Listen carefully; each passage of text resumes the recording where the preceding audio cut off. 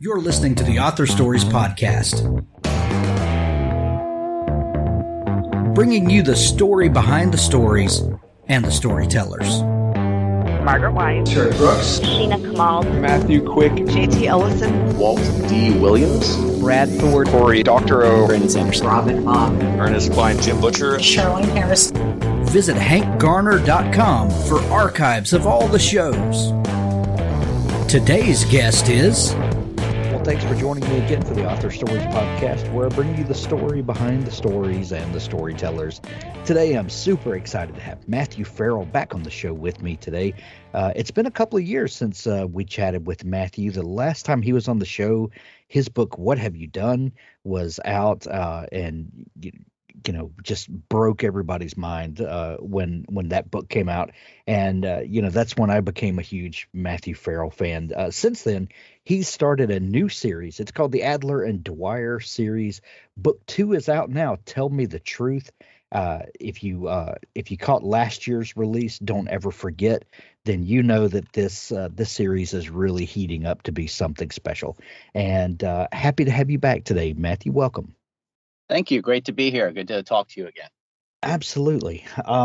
Matthew, I don't know if you've paid any attention the last year and a half or so, but the world's been kind of weird for the last little bit. How has the pandemic and lockdowns and all of that stuff, how have you fared? Thankfully, friends and family are okay. Everybody knows somebody who's been affected by it one way or another, but for the most part, we've been okay. I've written 2 books during the pandemic. One was Tell Me the Truth, which just got released, and another one is, being edited as we speak. So I was able to kind of keep sane during everything by just kind of throwing myself into my work and escaping for a few hours a day into the world that I had control over creating, which was kind of therapeutic for me. I know a lot of authors out there that, they couldn't kind of, get their mind right into the writing mode during such an uncertain time. But for me, I was completely opposite. I threw myself into my work to try to escape it. And we got 2 books out of it. That's fantastic. I've talked with a lot of people since then, and for most writers, we work from home, and we're our daily routine doesn't necessarily involve going out into the world and doing all of the things that a lot of people that commute back and forth to work and all that have to deal with. And so on the surface, it would seem like that, a global pandemic wouldn't affect writers very much, but there's a certain mental aspect to it that a lot of people have been dealing with. Have you felt any of the mental pressures, that of what all's going on? Yes. I mean, of course, there was, especially in the beginning, there was such a general uncertainty of everything. I mean, we had, manufacturing shutting down, cities were shutting down, the country was shutting down. In the very beginning, I have pictures where my wife would go to the supermarket and there would be, aisles of food or supplies or whatever that just were gone. And so, that's so different from what we're used to, just especially, in America, just being able to get what we want when we want. And to have that taken away so suddenly was definitely, kind of, it affected your psyche somewhat. And I think that's why I was able to so readily escape into my books, was just to kind of get away from all of that uncertainty and chaos and kind of go into a world where, I had complete control over what happened when. It was kind of therapeutic for me. Very, very scary times, and, slowly coming out of it. And I think we're, trying to get back to normal as much as we can now. Extremely uncertain times, and it was just very hard to live day to day especially during the beginning when we really didn't know what tomorrow brought.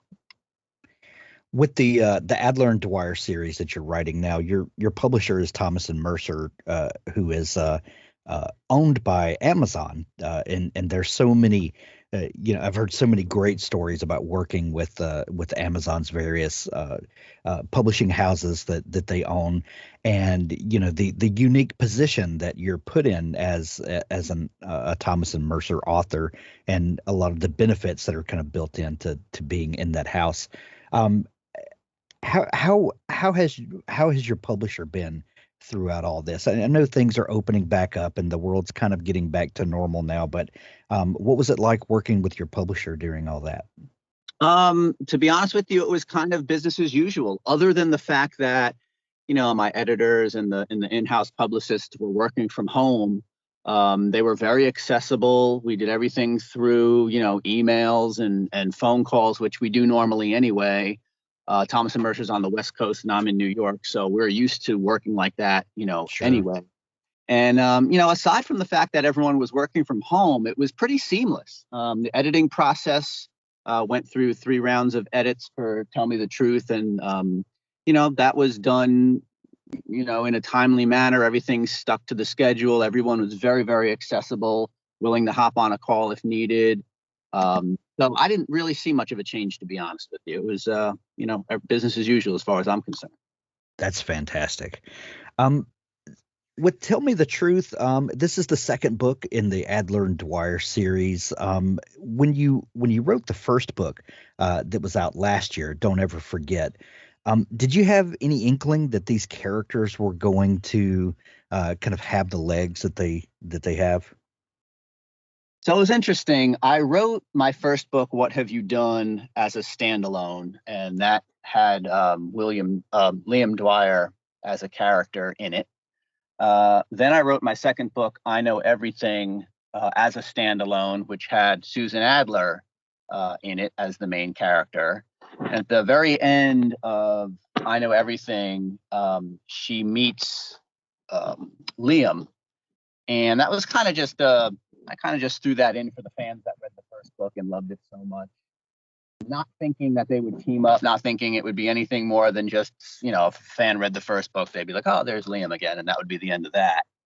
And I really felt like the Susan character had more to say. I just loved her as a character. I love the fact that, she's a strong woman who's balancing between, her work life and her home life with her young children. And she's recently, unexpectedly, separated from her husband.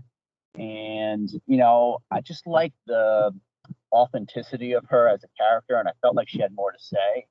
So I created Don't Ever Forget and decided to kind of take the first 2 books and blend the 2 characters and team them up in the third, which was the first of the Adler and Dwyer series. And I really liked the way it turned out, and we decided to make a second book of it, which is Tell Me the Truth, which just got released. And I think they work really, really well together. They've both been, if you read their origin stories in the first 2 books I've written, they're both, had to go through some stuff personally and come out the other end. And, although they're stronger from the experience, they're also very scarred from it. So they bring their own baggage to their relationship, and working together, they kind of see similarities in each other, and it forms a tighter friendship and a tighter partnership as the series goes on. When you're writing characters that aren't necessarily connected, do you feel that, as you're writing the story, do some characters tend to pair up, for lack of a better term, or is it more of a determination from you in the beginning, I'm going to make a team of these people? Like how does that reveal itself to you? Great question. I think that the idea of Liam and Susan meeting at the end of I Know Everything, although for me it was kind of just a little Easter egg for the fans that read the first book. Yeah. I think seed was planted without me even knowing it. And the more I thought about it, the more I said, they would make a pretty decent team, and that would be fun to kind of pair them up. And, because they were through some some trauma on their own, and I think together they could kind of, lean on each other because they've been through, somewhat similar experiences. And it kind of fit. Once I started thinking about it, it just kind of felt like it naturally fit. So, from that point on, the act of actually teaming them up really wasn't that hard. It kind of came naturally, comes very naturally through, Don't Ever Forget. So then when they're a full-fledged team in Tell Me the Truth, if the reader's been following everything from the first book, it's a very natural progression to where they are today. Looking for a tool to help you visualize your story before the drafting begins? Plot Pens is cloud-based and optimized for any device. There's nothing to download.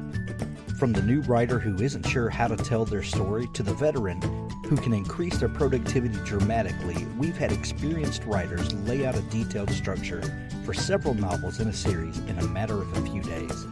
The app takes you through 4 steps of the process. The concept or log line. Make sure you have a solid concept that you can keep coming back to throughout the process.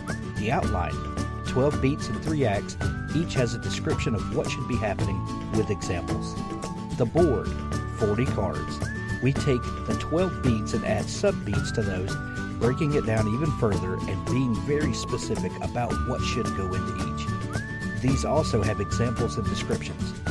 Right. We take those 40 cards and turn them into a to-do list.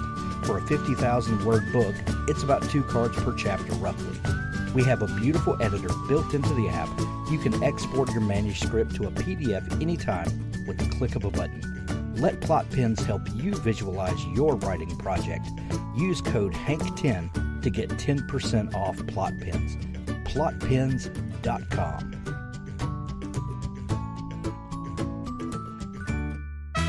Authors, I have a fantastic new service to tell you about. It's called PubSite.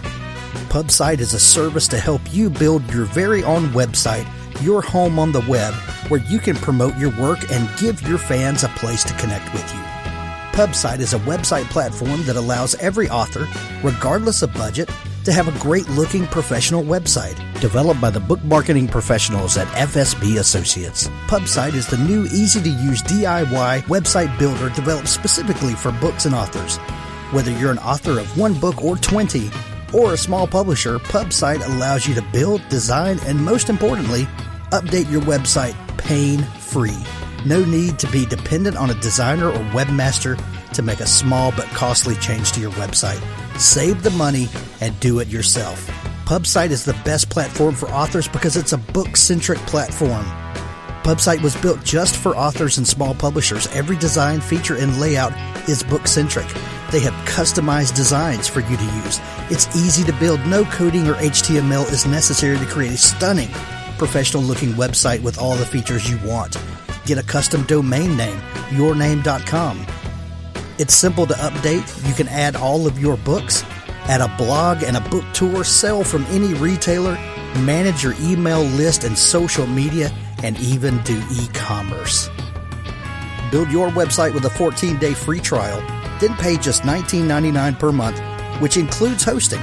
And we offer packages starting at $499 to set up the website for you. Pub-site.com, the place to help authors find their home on the web. This Tell Me the Truth is your 4th novel that's published, right? Correct. How do you feel like your creative process has changed over 4 books? Do you have more of a solidified daily routine? Is there anything that you do now that you wish you would have known to do, or habits that you formed that you wish that you had when you first began? Yes and no. For the most part, I still pretty much have the same routine. I'm pretty militant when it comes to scheduling time to write. When I'm writing a book, I write every day, 7 days a week. Even holidays, if I can sneak an hour downstairs while the family's, opening Christmas gifts or whatever.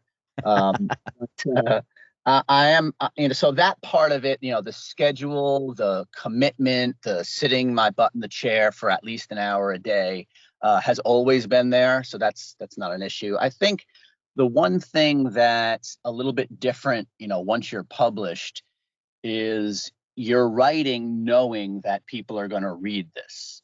Where, when you're trying to get published, you're writing hoping you can land an agent, and maybe in the back of your mind you don't think anybody's ever really going to read it, or it's a hope, but it's not a certainty. And so it took me a couple of books to let go of that extra pressure of, oh, the fan's going to like this, or can I pick up new readers if I go this way? Because it's going to be published, people are going to read it. So I started to psych myself out in the beginning, just kind of worrying about if the fans would be into whatever I'm writing. And I was able to, by the third book, kind of let that go and just accept the fact that, I'm going to write what I'm going to write based on how I feel the characters need to progress in whatever crime they're solving. And, the result has been, the fans seem to love it. The feedback has been great. So I guess I'm doing it the right way. Well, one thing that I love about this series in particular and these characters is that they're definitely character-driven books. Like we go along for the ride with Adler and Dwyer, and we're learning more about them as characters as we learn about the other people in the stories, and it's a great vehicle for getting to know these characters and to get more of their kind of big meta story. But then books like Don't Ever Forget, there's a really interesting plot point, and it deals with failing memory and Alzheimer's disease, and the title Don't Ever Forget really alludes to that. Do you often come up with this an idea that you really want to explore, like what would it be like to have a murder mystery, but someone that we really need to get information from has failing memory, and then the action ensues from there. Do you start off with kind of a what if scenario and start playing out those games? So my genre, for lack of a better term, is psychological thriller mixed with a police procedural. So you'll always get, one half of a kind of character driven psychological thriller with a, kind of an idea or a message in there, mixed with the, Adler and Dwyer actual investigation police procedural. And the fans seem to really like that. I enjoy that very much because it gives me the opportunity to kind of show the audience kind of both sides of the investigation. And that's just fun to write. In terms of, coming up with the idea or a message or anything like that, typically, to be honest with you, I usually come up with a scene, and a scene will just pop into my head, and I'll have no idea who these people are or why they're there or what happened. It's just a scene. So for Don't Ever Forget, the scene that popped into my head was there was an old man sitting in a basement, and a couple came down the stairs, and he thought they were his kids, but they weren't his kids. So I was like, oh, that's a cool idea. Why is the old man in the basement? Who are these people? If they're not his kids, why does he think they're his kids? So then it kind of, I start asking myself these questions, and it kind of, expands on what the idea for the actual book might end up being. For Tell Me the Truth, the scene that popped into my head was there was a wife sitting on the edge of the bed, kind of covered in blood, and the husband is sitting next to her asking her what happened, but she's, kind of shocked and catatonic and won't tell him. And so, I kind of deconstructed from there. And who is this woman? Are they married? Why doesn't the husband know what's going on? Why is she covered in blood? What's going on, and then kind of went from there. So I usually come up, my ideas come to me in the form of one scene, and if the scene is powerful enough, I'll start, asking myself the questions and deconstructing from there. And sometimes it comes out into a book that you're reading, and sometimes it gets put in the back pocket maybe for a future idea to expand on, or or perhaps it wasn't even a good enough idea to keep thinking about. When you have those ideas, a scene comes to you. Do you write those down? Do you have like a notebook that just is riddled with these various scenes that you're waiting for inspiration or whatever to take over? So the old way I used to do it was I would tell myself, well, if it's meant to be a book, the scene will stick with me, and I will start to think only about the scene, and I won't be able to help myself from answering these questions and deconstructing what everything is, and then that'll be the way I know that that's going to be a book. Having been published and having to remember books that I've written when being in the process of writing a book, or perhaps being in the process of the editorial, back and forth with my editor with rewrites and edits, I've started to write the better ideas down for that exact reason, because even though they're strong, I might forget them because I'm, interviewing about a book that I wrote 2 years ago. I'm editing Right.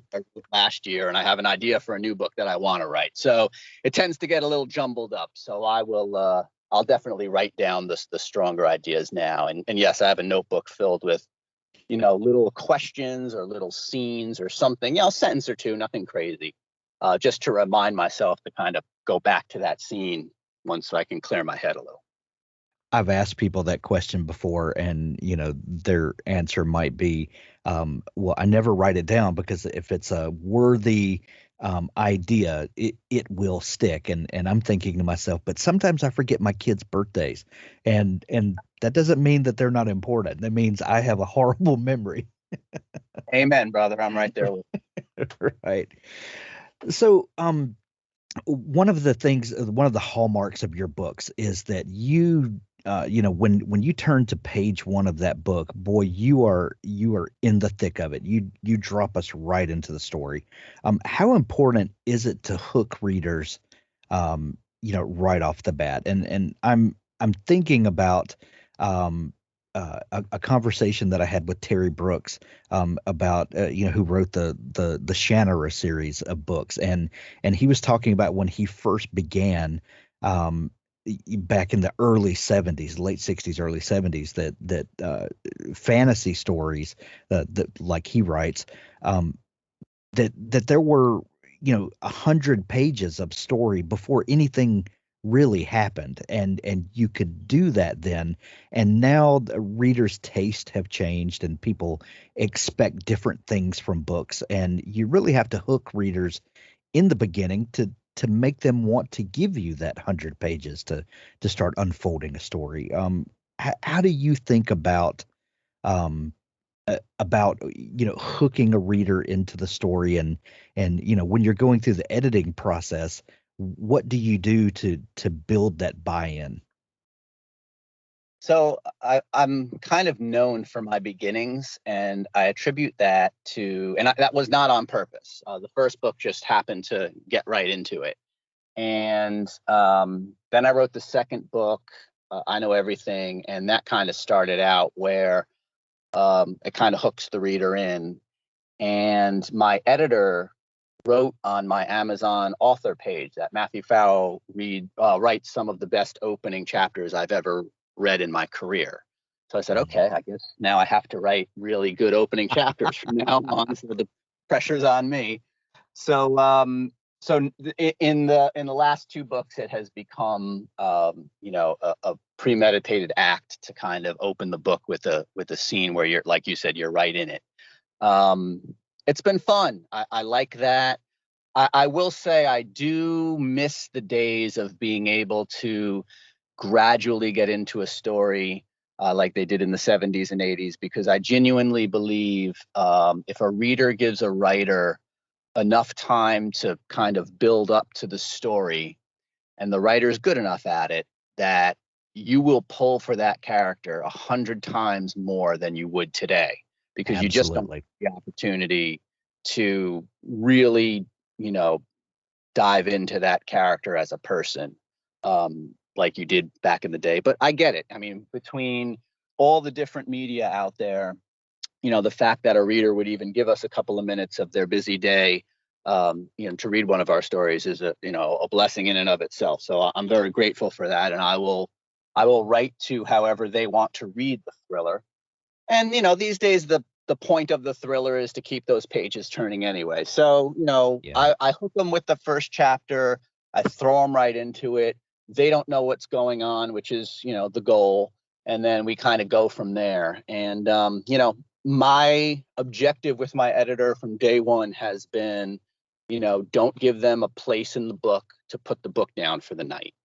And you know, a lot of feedback that I get is that they read the book in one day. And I think that's a huge compliment. You know, even though it took me a year to write it, they read it in one day, which, you know, I wish they could enjoy it a little bit more. But you know, I mean, but if your goal is to have those readers turn the pages, then, you know, mission accomplished if they read it in a day. And a lot of my readers read the book in a day, so I consider that a compliment. Absolutely. And speaking about, you know, vying for readers' attention, you know, we're also living in a time, kind of the golden age of television, where people are telling stories in, you know, 6, 8, 10 chapters, if you will. You know, I'm thinking about shows on Netflix or things like that, where you've got maybe, you know, 8 or 10 episodes to tell a story, and people have gotten used to binging those. And you know, you may have a rainy weekend or something, and you go all the way through a series. And do you feel like that is influencing the way people read and the way that people expect stories to come? Do you see any bleed over from, you know, kind of how other ways that we're entertained are affecting the way we write books and market books and things like that? I don't, although that doesn't necessarily mean you're not onto something. I just think in general, our lives are so much busier than they ever were. And there are so many distractions throughout the day and so many opportunities to get your entertainment from different places that I think everyone involved in the entertainment business needs to kind of, you know, pare down what they normally would to, you know, a bite-size piece of whatever it is that the consumer is consuming. So, you know, whether it's a book, you know, they want you to get right to the point, and, you know, unless you're Stephen King, don't necessarily want to sit down to a 700-page novel. You know, if you're a show, they'd like it all the episodes dumped at once so they can binge it, and they don't necessarily want 15 episodes. You know, 7, 8, 9 episodes will do. So I think everything is being condensed, just so they could, you know, have that experience in watching the show, reading the book, you know, watching the movie, what have you, and then kind of move on to the next thing or move on with their day to day. So, you know, in the grand scheme of things, to me, it makes sense. Yeah. I think we are losing some opportunity to really develop characters that the, you know, audience can buy into. I see that, you know, greatly in movies. You know, half the time I'm halfway through a movie and I don't even really know who the main character is, because Right. the you know, the director is just, you know, pushing and pushing and pushing. But again, I think that's just a sign of the time. So it's Yeah. neither right nor wrong, just it is what it is. You mentioned a little bit ago that, you know, when we're talking about ideas, that you're doing press now for a book that you wrote probably a couple of years ago, and then, you know, went through all the editorial process that goes into that. And then you know, we know that publishing a book, once it's finished, can still take a year for it to come out to the reading public. And by that time, you've been working on probably a couple of different projects since then. Um, Looking back on, you know, to us, Tell Me the Truth is a brand new book. You probably are thinking about other things now. How are these characters doing in the future, or what is now your present? But for you know, us, the reading audiences, the future. how are these characters doing, and what do you foresee? How long do you think that they'll be characters that you want to write about? So I have written a standalone. So that's kind of in the editing, shopping phase now. Okay. So I took a little break from Susan and Liam. Not to say that I don't plan on going back to them. I actually have 2 cases that I think would be perfect for them. And I will continue writing them as long as Thomas and Mercer, wants to publish them. I think they're the type of characters that have the ability to have longevity. So it really comes down to, the fans wanting more and the publisher wanting to publish more. But as far as me coming up with cases and exploring them as characters and partners and friends in the future, I don't see an issue with that at all. I think that they're the types of characters that people will want to continue to read. And as long as they do so, I will want to continue to write. It's fantastic. Well, Tell Me the Truth is out, available everywhere now. When you're hearing this, in Kindle edition, of course, or paperback, also audiobook. Have you listened to the audiobook of Tell Me the Truth yet, Matthew? I have. And so I believe her name is Cynthia Farrell, is the narrator. And she has been the narrator on the last 3 Susan Adler books. I Know Everything, Don't Ever Forget, and Now Tell Me the Truth. And the fact that her last name is Farrell is a complete coincidence. I thought that was great. I mean, what are the odds, But Right. I have listened to them. She does a great job. The Chris Cruilla, I think is his last name, did the narration on the first book, What Have You Done? And they really all have done a fantastic job. And, really just as engaging listening to it as it is reading it. So whatever format you prefer, you'll be in good hands. Absolutely. And we're going to put links to those in the show notes to make it easy for folks to find. Matthew, if people are just learning about you and want to, follow along with what all's going on, where can they connect with you online? So the easiest place is to just Google Matthew Farrell author, and you'll have access to all of my social media, the interviews I've done, the reviews of my books and everything. But specifically, my website is mfarrellwriter.com. My Facebook is Matthew Farrell Books. My Twitter is @mfarrellwriter. And my Instagram is mfarrellwriterbooks. Excellent. We'll link all those up to make it easy for folks to find you. Matthew, this has been so much fun chatting and catching up. Thank you so much for taking time to come back on the show. Thank you for having me again. It's been an absolute pleasure. Authors, if you're looking for a partner to help ensure that your book is the best it can possibly be, look no further than Pico's House. Crystal and her staff make a conscious effort to be critical yet courteous. They also strive to make the business side of things run smoothly so that you can rest easy knowing that your manuscript is in capable hands. Whether you need beta reading, developmental editing, a manuscript critique, line editing, copy editing, or proofreading, Pico's House is the one-stop shop for you. Check them out today at picoshouse.com to get started.